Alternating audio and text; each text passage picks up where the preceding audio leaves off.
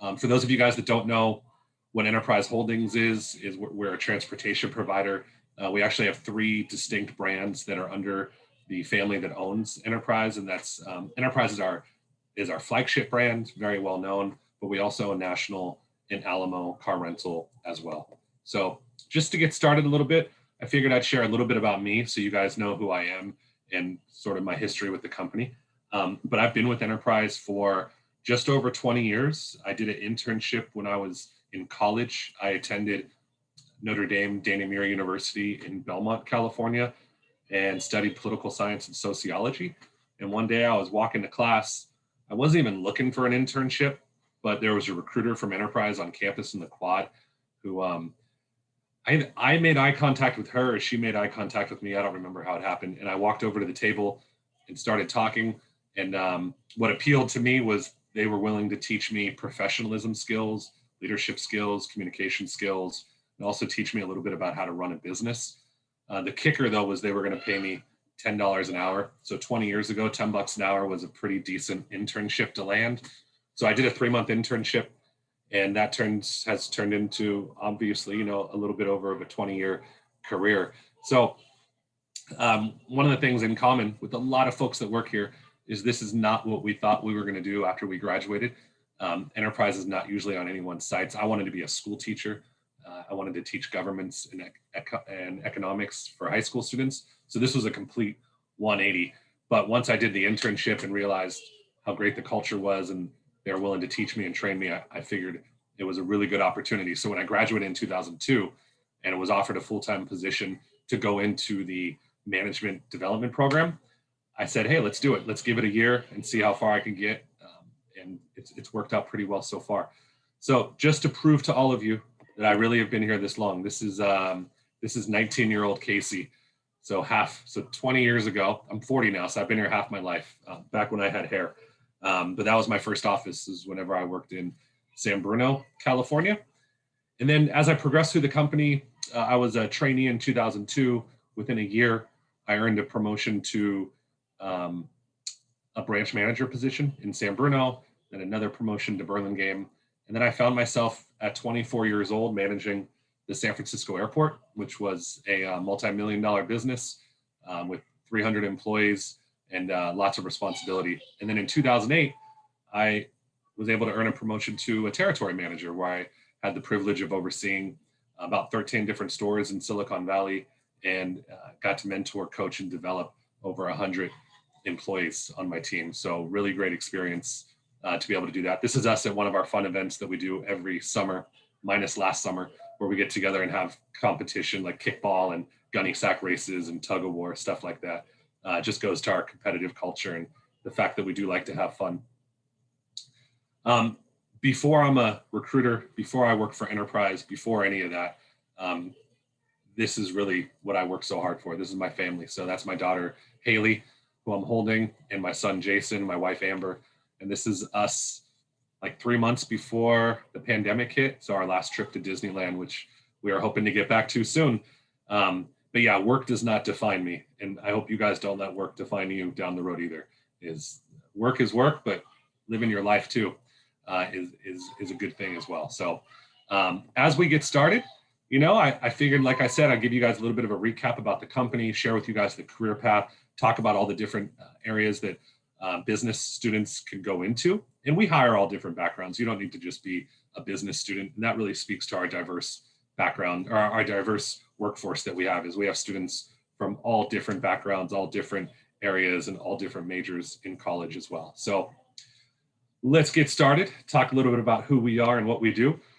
We actually are one of the largest privately held companies in the country, which most people don't realize.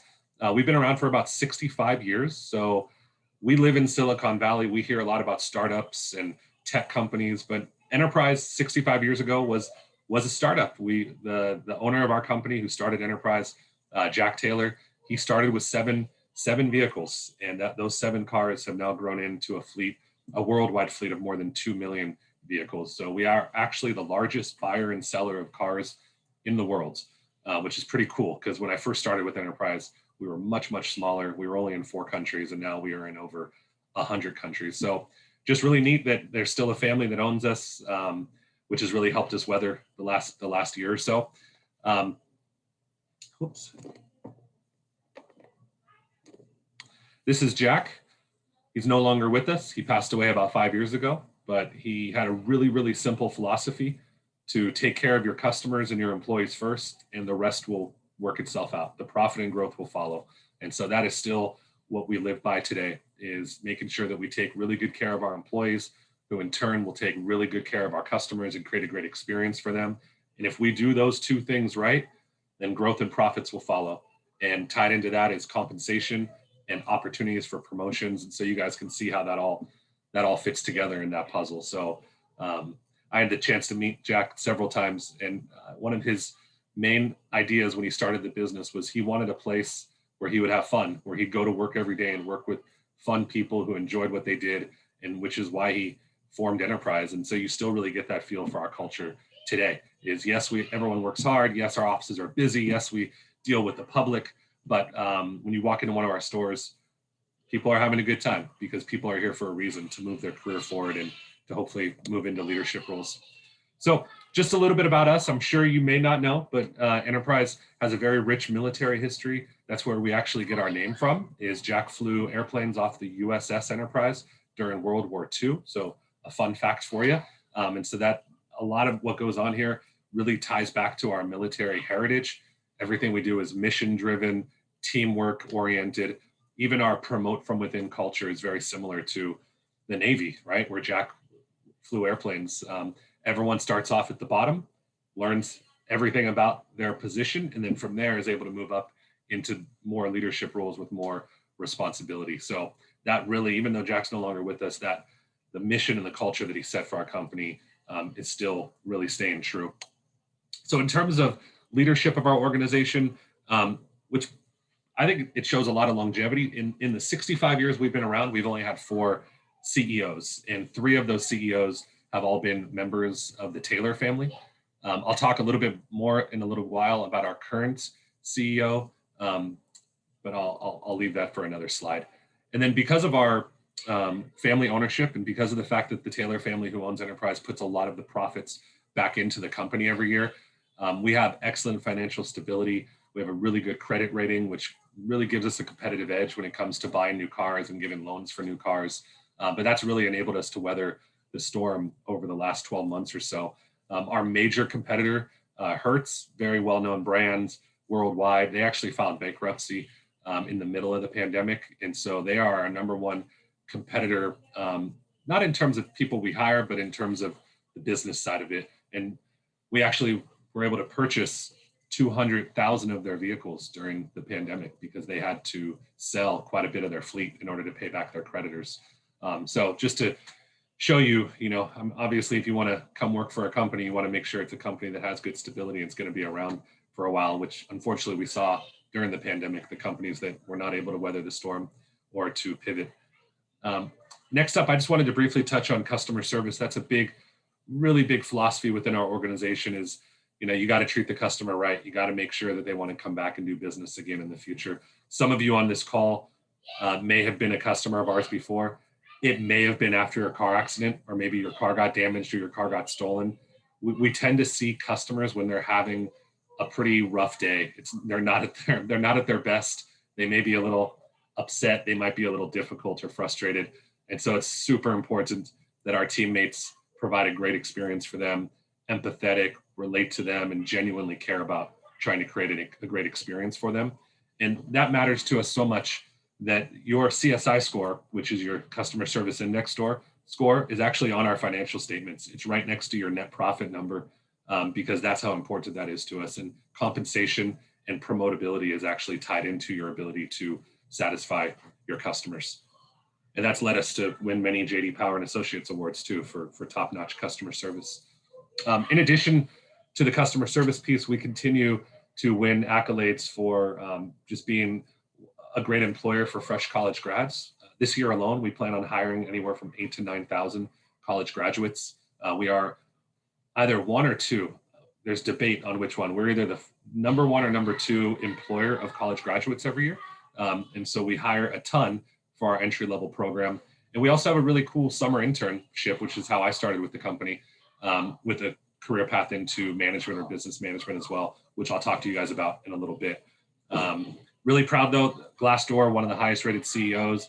And then also we have Forbes magazine just listed our CEO, Chrissy, as one of the most powerful women in business as well. And unfortunately, hope there's more coming, but there's not a whole lot of women who are managing, Fortune 500 companies. And that's a big mission of our company, is to help more women get into those leadership roles within our organization. And then lastly, this is one of my favorite areas of the business, is our corporate citizenship. We truly believe in giving back to the neighborhoods and the communities that we do business in. So our employees, we give PTO days for our employees to go out and volunteer. And then we also have a foundation within the organization that donates money back to communities all over the country every year.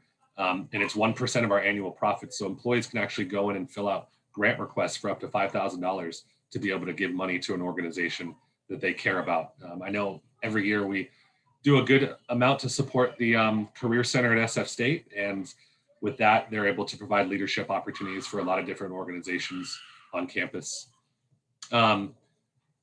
Briefly just to touch on it, I mean, there's a mission that guides us every day, but we obviously, every day we try to figure out ways that we can live up to our founding values. So this is very, very important to us. Just to brief a couple ones that really mean a lot to me. Is the we work hard and we reward hard work. Yes, you're going to work hard. We demand a very strong work ethic, but in return for that, you're going to be given opportunities to advance and more responsibility. That we strengthen our communities one neighborhood at a time.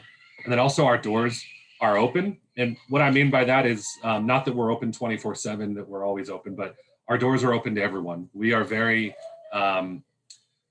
we try really, really hard to create a diverse workforce by bringing in diverse folks into our team, but that's the easy part. We try even harder to create an inclusive workforce where people feel included. And that's one of the main reasons why I've been here for so long, is I knew on day one that I could be myself, that, that everybody was accepting of all different types of folks. And so our doors are open. What that means is our doors are open to everybody to come into our community. And then next up, this is what I was talking about. And I always get a smile when I talk about Chrissy. I've had the chance to meet her many times, but Chrissy's our fourth CEO. She's 43 years old, which is really exciting that she's managing a $26 billion organization. But she's actually the founder's granddaughter. So Chrissy's Jack's granddaughter. She grew up in the car rental business. She grew up learning about business, and when she graduated in college, her grandpa probably could have handed her the keys to an office on the executive floor and said, "Here, you're going to go be a senior vice president." But that's not the way it works out with the Taylor family and with Enterprise. She had to start as an entry-level trainee, just like all of us. So she started off working in one of our local stores in St. Louis, helping our customers, having to help wash cars every now and then, helping pick up customers if they needed a ride to the office from their home. And so that just really goes to speaks to the work ethic that the Taylors have really instilled in the organization and in the culture. So really proud of Chrissy. I was on a call with her yesterday. They had an appreciation for a lot of the HR folks, and it's just really neat to see sort of the direction that she's taken the company for the next 10, 15 years as her vision comes into fruition. And then what I wanted to share with you guys is this is really the most exciting part, is the career opportunities that are available here within Enterprise in business management. And like I said, there's not just one career path, right? So we hire accountants, and there's a very clear career path to go into be a business manager or a controller. But the majority of our folks start off in our entry-level management program or the internship program. And what that is the management trainee program is a 9 to 12-month program, very structured, where we teach you really all facets of how to run a business. So you're going to learn about financial statement analysis. You're going to learn about business operations, sales, inside and outside sales, marketing. You're going to learn about how to manage a team of people, how to be a leader, how to develop those professional skills early on. And really the most important part is you're going to learn how to run a business from the ground up. You're going to learn everything that it takes that goes into running anywhere from a $1 to $2 million business. Our internship, I'll touch on briefly in a few moments, really mirrors the management trainee program. But the way that the career path works is you can expect to spend about 9 to 12 months as a management trainee. Entry level pay for that role is somewhere between $53,000 to $55,000 range. And there's a series of tests that you take in that first year as you begin to move up and climb the ladder.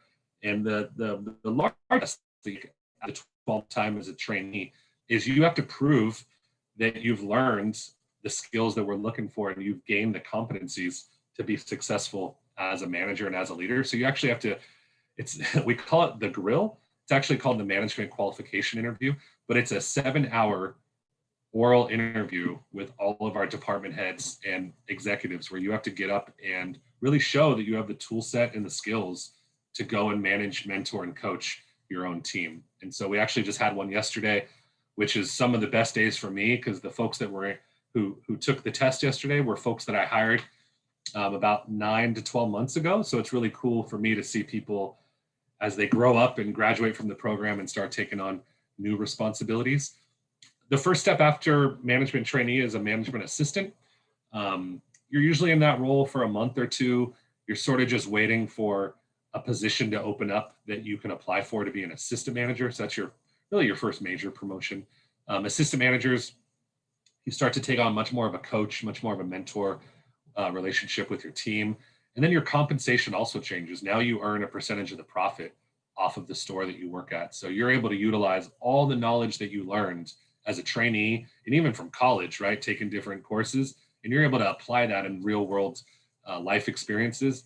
And your compensation or your promotability is tied into the performance of your store. So this is where you really are able to start taking control of your career and taking control of your annual earnings as well.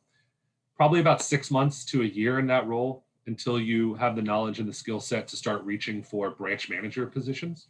And as a branch manager, you're managing one of our neighborhood locations. You're running that operation, everything that goes into it. So revenue management, fleet management, the development of your employees, the marketing strategies that you have to the people that refer business to you, everything that goes into running that store, and you're responsible for the full profit and loss of that business as well. Branch managers get a larger percentage of the pie of the overall profit of the branch.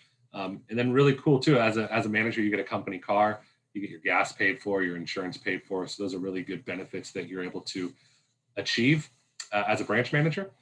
Usually about 2 or 3 years in that role before you are able to continue to climb up. But this is where some people's careers change. This is where they take sort of a detour. The next logical trajectory after a branch manager is an area manager where you oversee your own territory, anywhere from 8 to 12 stores. But some people decide that they want to pursue other paths outside of the daily rental career path. And so we also have folks that do operations, account managers, account executives, folks that go into HR. Maybe you're interested in recruiting, maybe being an HR generalist. Maybe you want to go into accounting from here. Most of our staff accountants started off in the training program. And so it's a much different philosophy here where a staff accountant actually understands the basics of the business before they go into the accounting team. And then once they're there, they have their own career path that they follow as well. Our rent-a-car division is our best known division. Most people know Enterprise Rent-A-Car, but we have a lot of other divisions as well. We have a car share program, a leasing business, a truck division, and then we also have a division called Commute with Enterprise, where we specialize in helping companies have employees commute to work together. And that's a fast growing business as well. And then in the last 4 or 5 years, we've actually acquired quite a few companies as well. I don't know if any of you guys are familiar with a company called Deliv, which was in Menlo Park. They just recently got acquired by Target, actually. And that's who Target does home delivery now. And a lot of the technology they got was from that company. So you can tell that we're a transportation company, but there's also a lot of technological companies that we're looking at because we know that having the right technology is going to allow us to continue to grow and move into new markets as we get bigger. So all of our promotions, like I said, come from within. We never hire folks from outside the company to go into any of the roles that I just talked about. So you either started as an intern or you started as a trainee, and that really creates a culture where we all have a similar set of, experiences. We've all sort of been through it. We all understand. And what that does is that creates an environment where we can all relate to each other. and we all can sort of understand what you're going through. And if somebody on your team is struggling, well, chances are, if you're trying to coach somebody, you've been in their shoes before. You understand what they're going through, which is going to allow you to give them some really good advice. I was coaching a branch manager yesterday on some struggles that she's going through, and I was able to give her some examples of ways to overcome it. And so that's what's really unique about our culture is, yes, it's competitive, but it's fun, and everybody wants to see you be successful and have fun. As you start to move up, one of the metrics we actually look at is how many people have you helped mentor and how many people have you helped get promoted. And so that's a big part of our success is that, yes, it's competitive. Yes, you might interview against one of your good friends for a role, but if you don't get that role and somebody else gets promoted, you're still going to celebrate with them and be excited for them. And so it really makes the company really special because of that. So I talked, a lot about what a management trainee is. Just to recap, it is an entry-level role. You can expect to learn all aspects of running a business: sales, customer service, finance and marketing, human resources. And like I said, all of our promotions come from within. And then if any of you guys or if gals, if you guys know of anyone looking for an internship as well, I'm going to hire probably about 25 interns within the Bay Area this year. It's very competitive. It's a very popular program to get into. And we end up converting anywhere from 60 to 65% of our interns into full-time positions once they graduate as well. So very similar to the management program, but it's a temporary 10 to 12 week program over the summer. And what's neat is in the month of July, you actually have the opportunity as an intern to develop your own business plan as it relates to our business, and then execute and manage that plan for the month of July. And then in August, you get to do a presentation. It's always a lot of fun. It's a big day with all of our interns where they get to get up and present on their results and present on their business plan to all of our executives. And then you have the chance to win $1,000 scholarship as well for the top intern for that summer. Most important though, you're going to gain marketable skills that's going to help prepare you for a career either with us or with another company after graduation. Enterprise is a popular place. It's a popular place for fresh college grads, but it's also a popular place that other recruiters love to see on your resume because they know that it's a competitive nature to get in, but they also know that we demand a very strong work ethic. So a lot of other companies tend to try to poach our employees quite a bit, but our interns are also an important part of our business. It's not the type of internship where you're just sort of off in the corner, sort of doing the menial tasks. You're part of our business. You have goals, responsibilities, expectations, just like a full-time employee would have, a career full-time employee. That's what I have for you guys. I thought, at this point that I'd love to be able to take some time and answer any questions that you guys have. And it doesn't, like I said, it doesn't need to be related to enterprise. But before I pop off the presentation, if anybody wants to write down my name or my email address and my phone number, as a partner with SF State, and we have a ton of Gators on our team. I want to say there's 120 alumni that work in our Bay Area teams. I am more than happy to help any of you with a resume review, for a mock interview. If you want me to take a look at your LinkedIn profile, if you want to, connect with me on LinkedIn and find some ways to network there. I push out a lot of great information on resume tips and interview tips. I just wrote a blog about a successful virtual career fair, how to participate in those. So just really good career tips that'll hopefully help you and maybe give you a couple nuggets to help separate you from some of the competition as you start reaching for opportunities. So I'm going to stop sharing my screen and then pop back in. But I thought we can open it up, and whatever you guys would like to know, I'm all ears. I tend to be very honest though, so I put all the cards out on the table. So let me know what's on your mind. Hi, I don't know if you recognize how I had my hand raised there, but I'm Kibrea. I recently had a Zoom interview with Ashley Parisi. I'm sure you're familiar with who she is. Yeah, up in Sacramento, right? Yeah, because unfortunately I'm not in San Francisco right now due to financial issues in the pandemic. Yeah. I actually went back home to my hometown in Bakersfield, California. Okay. And I applied through the management trainee position with her. And she told me on the interview that since I'm still in school, like I'm a senior, I'm graduating in May, Yeah. that she was gonna get back to me in the first week of April. And I guess I forgot one of the questions that I asked her was, when does she need the position filled? Like, is she still going to have that contact with me in April, or is it something that when before April comes up, she's already gonna have the position filled and I'm not gonna get the job? I think that's a great question. How did you know? Did you reach out to her? She reached out to you. So first we had first we had a phone interview, Yeah. and then we had a Zoom interview recently, like the beginning of this month, actually, before I even realized of the workshop. And then I asked her, one of the questions I asked her was if she has any hesitancy about hiring me. And she said she doesn't. She thinks I'm a great fit. And she's actually going to reach out to me in the beginning of April, close Yeah. to when I graduate, because I have a lot of classes right now. Yeah. And since this is a full-time position, there's going to be a lot of constraints. So And here's what I would tell you is yeah. first off, if you liked what you heard with the conversation with Ashley, and I love it. Ashley's great. She started as a trainee as well. I would stay in touch with her. I wouldn't wait till the early April to follow up. I mean, I would be aggressive with her, and I would say, hey, I would love to go through the process now because I'd love to know that I have a full-time job waiting for me when I graduate. Okay. I didn't know if I should be a little aggressive, because right now I actually work at Raising Cane's, and one mistake is she called my job, and at Raising Cane's we have like different shifts, and she called in the morning, like right after my appointment, and she asked someone there if I worked there, and one of the employees that I've never met, they're not a manager or anything, they said that they didn't even know who I was. Oh, So no. I kind of freaked out, and I was talking to my manager. I sent her like a quick email, like explaining the issue. And I asked her, yeah, they shouldn't have said that. I was so upset. I was like, I need this help. But I emailed Ashley, and I told her, like, hey, Ashley, we work on different times, like the employee, like that was the employee. I never even met this employee before. And I gave her the contact information of the manager.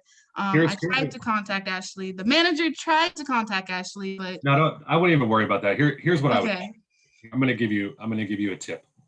I would, if you're really serious about it and you understand what the position's about, email her and tell her you're interested and you'd love to be able to move forward. But take a step further. Go to LinkedIn. You have a LinkedIn account, right? Yes. Go to Enterprise and see which alumni from San Francisco State work for Enterprise, and then reach out to a couple alumni and talk to them about their experience working here. And then when you follow up with Ashley, say, hey, I just want to let you know I reached out to a couple alumni that graduated from SF State, and I talked to them about how things are going with Enterprise. You'll show her how excited you are about the role. Yeah, I even told her that I currently have a reference with someone who works at the LA County Enterprise, and she wrote down the name of the reference too. But I don't know. I don't know if I should just wait until April. When's the time? What should I even say for her? How about this? Did you write down my name and my phone number? I did. So call me tomorrow, or call me. I'll talk to you offline. I'll walk you through what to do. Okay. Or you can email me your information and I'll reach out to Ashley as well. Okay. Thank you. I even tried to like call her office, but for some reason you're like stalking her, huh? I'm like, I'm serious about this position. Like I have to be on top of it. I mean, I'm graduating. Like if you want something, you go for it. You don't wait. That's what you want to show her. Go for it. Is that you really want it. So yeah, I'm more than happy to help you afterwards. Okay. I saw Jake. Did Jacob have his hand up? I did. I do have a couple questions for you, Casey, if you don't mind. Yeah. What's up? So my first question for you is, I am an electrical engineering major. However, I'm minoring in business administration, and I plan on attaining my MBA after my undergraduate degree. Okay. I really have a passion for business. I work with a lot of organizations, both at SF State and outside of SF State in the business sector. And I'm just wondering how viable that minor in business administration will be, and if my electrical engineering degree might hold me back in getting business positions. Well, I think, Jacob, thank you for asking that. I think it's how you articulate your career goals and what you want to do. Um, if you're just looking for a job to make money to pay rent and pay your mortgage to get through, or are you looking for, a career and understanding, the first year with us is really the hardest year. It's like boot camp trying to get through, if you're in the military. But then once you get through there, a lot more doors open up and it becomes a little easier. And that's the part you need to be able to articulate to a hiring manager is what you truly want. And a lot of our interview is trying to identify your sincerity, right? We have a ton of applicants. We hire 4% of our overall applicants. So we have hundreds of thousands of people that apply to our positions every year. So yeah, you're probably going to have a hiring manager say, "You're an electrical engineering major. Why are you here?" But dude, I've hired chemistry majors that work for us because they realized that this isn't what they didn't want to go in that direction, and they were able to articulate that, and they were able to talk about their career goals and what they wanted to get out of a career with Enterprise. And so you got to do your research, do your homework, look at what our company is all about, go read Glassdoor, go to our careers website, understand what 2 years, 3 years, 4 years looks like with the company, and see if that matches what your career goals and objectives are. Yeah, thank you very much. My main career goal is actually to be a CTO, it's a Chief Technology Officer. Yeah. Well, guess what? We have CTOs in our company that came up through the ranks, and we also own technology companies where we look for people with your major. So you wouldn't know it though, because the company is not called Enterprise, but we have those positions. And then we also do most of our technology things are in-house. All the positions are back in St. Louis though, because that's where our home office is. Okay, I do have one more question for you. I've applied I sent in my 4th application to a company. It's Discord. I don't know if you've heard of that company. It's a mid-level social media company, started up a couple of years ago, about back during 2016, but they're based in San Francisco. Okay. So far, I've been rejected twice. And my second rejection, I was told that I have a very impressive background. So I definitely feel like they're noticing that my skills, my experience are growing. However, with that being said, the position is entry level, not really a bachelor's degree required or any serious experience. I was just wondering what recommendations you would have on landing. Yeah, how long was the time that you applied to the first one and the second one that you received those rejections? Usually it takes about a couple of weeks. Okay, so it could very well be that they have a rule where you can only apply once every 6 months, and they might automatically reject you. I don't know their company policy. I know what we have with Enterprise. I might. Is it a large company or is it a smaller company? It's about mid-size, I'd say. Yeah, I might follow that same strategy that I gave your colleague here. Is look up on LinkedIn to see if there's any SF State students, alumni that work there, and then reach out to that alumni to see if they can do an informational interview to talk about it. Okay, thank you. I'll tell you this. 85% of all jobs are obtained through networking, and 50% of my hires are employee referrals. Yeah. Right? Are people that work for my company who refer somebody that they know. And I mean, that's just the nature of the beast when it comes to how it works. Companies they prefer to hire employee referrals because then that person already has a friend that works for the company. And we find that retention is higher, and you already sort of know the good and the bad of the organization because your friend or somebody your acquaintance has given you that information ahead of time. Yeah, definitely. I actually recently met a executive at Adobe, and he mentioned, it was at a volunteer event, and he mentioned to me that in his entire career, and he has had a very long career, that not once has he ever gotten a job through just normal applying. Everything was through referrals and friends and people that he knew. Yeah, I mean, just to give you insight, I mean, when I open up a staff accountant position, that's usually a pretty popular position. I'll have 250 people apply within 5 days. When I start working the applications, I work them 10 at a time. So if I find someone in that first 10, I don't even look at the other 240 applications.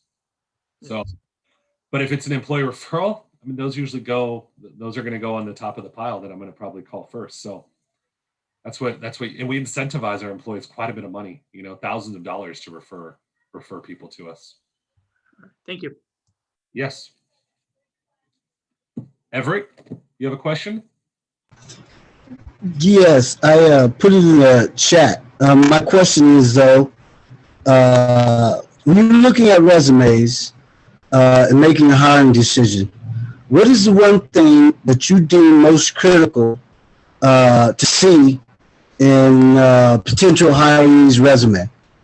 That's a great question. I look at a lot of resumes, and I'm sure you guys have heard that recruiters might spend 10 seconds looking at a resume, right? After you've spent hours and hours and hours to perfect it. I look at a few key things. If I'm looking at a management trainee candidate, I'm looking to see if you have a degree. I'm looking to see if you have the experience that we're looking for, because our minimum requirements are 6 months of sales, service, or leadership. So I'm quickly trying to identify that. Most important though, Everett, is I'm looking for your accomplishments. I'm not looking for the duties and the responsibilities that you had at your last job that were the minimum of what you were required to do. I'm looking to see what did you do where you accomplished something. So that's a whole different workshop I can teach on how to write accomplishment statements, but that's what I want to see. I mean, I don't want to see that you were just the president of a club. I want to see, yes, you were the president, but what did you achieve when you were there? Did you help grow the base? Did you help fundraise? Were you able to achieve, some goal that you set for yourself? And I usually use the XYZ method. I achieved X I did X by doing Y, which resulted in Z. That's what I care about. I care about the results. I care about the accomplishments. I remember when I did my first resume, I've had 2 jobs. I worked at Century Theaters, right, for 6 years, no, 5 years. Then I've worked for Enterprise for 19 years or 20 years. When I made my resume for Enterprise, I literally cut and pasted the job description from Century and just threw that in my resume. But that was the minimum. That was like the minimum to get a meets requirements review. Looking back now, there was a lot that I did that I accomplished and that had really good results, but nobody ever taught me how to articulate that on a resume. And so that's a really important piece, is that you need to be able to articulate your successes and articulate your achievements. Thank you. Even if your successes or achievements are unrelated to the particular job position that you're going for. Well, I would also encourage you to get a copy of the job description for whatever you're applying to, and look for the key words that are the competencies for that job. When we develop a job description, we typically will look for 6 or 7 competencies that we want to see that you need to be successful in that job. So you want to get that job description. And what I would tell you to do is always cut and paste that job description and throw it into an Excel sheet or into a Word document. Because if you get selected for an interview, chances are, if you try to go back and look at that job description, the company's already pulled that job off their site, and you're not going to be able to see it. So always, especially if you're job hunting right now, keep a chart of all the different companies you're applying to, the positions, when you applied, the job number, the recruiter's name. Keep all that. I can't tell you how many people I call and say, hey, I'm just following up on your application. And they're like, oh, who are you? I've applied to 100 jobs in the last 2 weeks, right? And so it's clear to me that they're not as interested as I wish they would be in the position. They're just casting a really wide net. So I would just make sure that your resume matches the competencies that they're looking for that job. Thank you. Yeah. Dia, is it Dia? Dia? Yeah, it's Dia. Hello. Thanks for the advice. I feel that'll really help us, all of us, for having the job descriptions noted down. My question is, so I'm an international student and I was going through the internship requirements, and it says like you need work authorization. Yeah. So do you guys hire international students or not? Yeah. So we have a matrix every month with all of our trainees on it. The number 1 person on our performance matrix right now is an international student that I hired from my alma mater in Belmont, which has helped me really persuade hiring managers on why we should open up those doors. The hard part for us, and like I said, I'm transparent, I'm honest, is we have these great folks that we add to our team. They become part of our family. And then when OPT or so when that's up and you have not found sponsorship, because we are not able to provide sponsorship, the US government won't let us for this role. it's really hard to say goodbye to people. And that's the hardest part. Is I've had some really sad experiences in the last few years where there's nothing we can do and we have to part ways, which is really horrible. But yeah, Luis he's doing so well. I wish I had 100 of them on our team right now. Yeah, we don't even ask you if I don't know if you're an international student until you show up on your first day and you show us your work authorization card. So Oh, okay. yeah, it's hard. It's a hard deal, right? You know, because there's specific jobs that we are allowed to provide sponsorship for, and this sales and business management role is not one of them. Okay, thank you. But we are eligible for the internship and to work for the period we have our OPT, right? Yeah, you are. Thanks. Somebody asked how long. So if you're an undergrad, I usually say 1 page for your resume. I had a at San Jose State, I had this freshman walk up to me at a career fair and hand me bless his soul, he handed me a 12-page stapled resume with all these different part-time jobs. And I said, hey, come here, let me talk to you. And he said, Casey, thank you for telling me this, because I just handed out this resume to like 25 different employers and nobody said anything to me. And so I helped him refine his resume. But yeah, undergrad 1 page is probably a good goal. It's really what's on your resume though that matters, right? Cambria? Yeah, what does a day in the life of a management trainee look like? Craziness. No, it's very fast-paced, customer-focused, working on a team. There's sales, there's customer service, there's management. You're learning every day though, and the best we have are the ones that go to their manager every day and say, what can you teach me today that I didn't know how to do yesterday? Or what can I take off your plate today so I can learn the business quicker? The management trainee program is what you make of it. If you wait for us to give you tasks and wait for us to train you, you might wait a couple weeks. But if you are in the manager's face every day, which is why I told you to be aggressive with Ashley, if you're in their face asking questions, wanting to learn, and you have that intrinsic drive to want to learn the business, you're going to move up faster than other people. We don't have seniority here either. It's all performance-based. So you could get promoted quicker than other people who've been here longer because you're performing at a higher level. How long does it usually take to move up from management training to the assistant manager? 9 to 12 months. Okay. Yeah. So it's fast, not too long. I do have one more question for you, Casey. So I am currently, I work for a startup. I'm the COO. It's a nonprofit startup. It's more of a volunteer position because we don't have any money because it's still very early in its development. However, I was told that by putting that on my resume, some recruiters might see that as a red flag because I am a freshman in college and this company isn't really on the map, so to speak, or hasn't really launched yet. What advice would you have about that? Do you have successes to talk about and achievements from that position? Yes, I do. Are you excited and passionate when you talk about it? Yes, I am. So leave it on your resume. Okay. Thank you. Yeah. I mean, that's what it comes down to, right? If it's on your resume, you better be excited to talk about it. If it's a group project on your resume, and when I ask you about it, you're like, oh, that project was horrible. I had a team member that didn't pull their weight. Well, why is it on your resume then if it's not a good story? You're the one choosing the story that you tell. No matter what story you tell, have a positive result, right? And if you start telling a story that does not have a positive result, you need to have, interviewing is a skill. The more you do it, the better you get.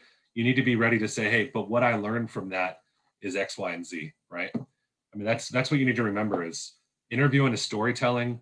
Storytelling is a skill. The more you do it, the better you get. But try to always have a positive result to the questions that you're asked. Thank you. Of course.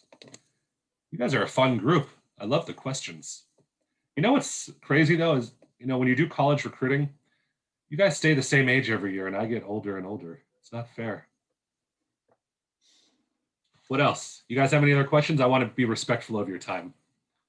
You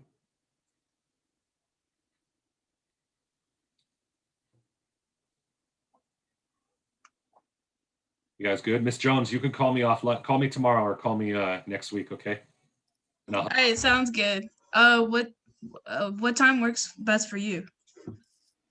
I'll be up around like 9 a.m. anyway. Yeah, you call me at 9. I have to go to the office Okay. tomorrow, so call me. If I don't answer, I'll call you back. Okay, sounds good. Stuff when you're in HR, your day gets thrown out of whack really fast, no matter what plan you have for the day. You guys feeling good? Yeah, and I have lots of questions, but I decided I'm going to save them for an email. I'm going to email you because I have lots and lots of questions. Yeah, email me. Whenever I Yeah. can help you guys out. I hope I get invited back one day too. You guys are a great group. Yeah, Great absolutely. to We'd love to have have you again. Okay, sweet guys. I will Awesome. work out a Actually- deal with you to get you that the voucher too, so you guys can do that fundraiser. Yes, thank you. Yeah, I wanted to talk to you about that later, but yeah. We could talk. Actually, I about- had one more quick question. Yeah. So you mentioned how once people get to usually a certain position, they kind of like veer off towards like a certain department, whether it be like sales, marketing, HR. Not always, but those opportunities are there. Okay, how do you get familiar with those opportunities? Is it just like mostly like you just keep up on it, or like how do you? No, once you work for us, you'll go through. We have like many career days and many job fairs where you can go and learn. But really, it's up to you to network and to find people to get advice from. Before I moved into HR, I had a group of 5 people that I was close with, where I was asking their opinions and their advice and their mentorship. And so it's not like just one day out of the blue you're going to say, I want to do this different career. It's probably going to be a series of time that you've thought about it and met people and interviewed them and been able to say, hey, I think this is where I'd like to take my career. Okay, for me, I'm mostly interested in human resources, and Yeah. you know, being from a small town of Bakersfield, I don't have much to work with here. So do you recommend just like going on LinkedIn and just finding connections and networks? Or Do you guys have a SHRM organization at San Francisco State? The Society of Human Resource Management. I mean, that's a great. San Jose State has a really popular SHRM. I'm not sure if we have anything like that. But let me tell you this though. I'm a management major though. Don't tell Ash if you interview with Ashley. I mean, tell her if HR is your long-term goal, you got to get to area manager first before you can move off into an HR career. Okay. Because our HR managers have to counsel and coach our area managers, and if you've never done that job before, it makes it really hard to have that ability. Okay.